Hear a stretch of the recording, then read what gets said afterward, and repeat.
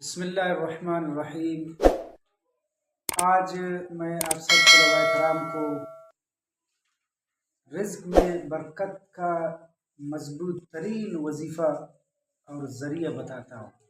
ہمیں کیا کرنا چاہیے جس کی وجہ سے ہمارے رزق میں اللہ پاک برکت عطا فرماتا ہے۔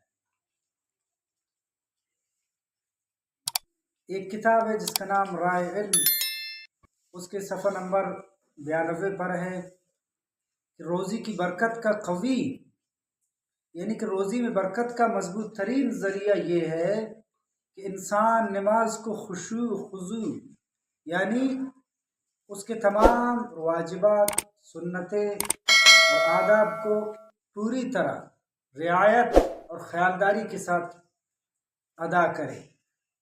انشاءاللہ اللہ پاک اس مسلمان بندے کے رزق میں برکت عطا فرمائے گا۔ اللہ رب العالمین ہمیں اس پر عمل کرنے کی توفیق عطا فرمائے۔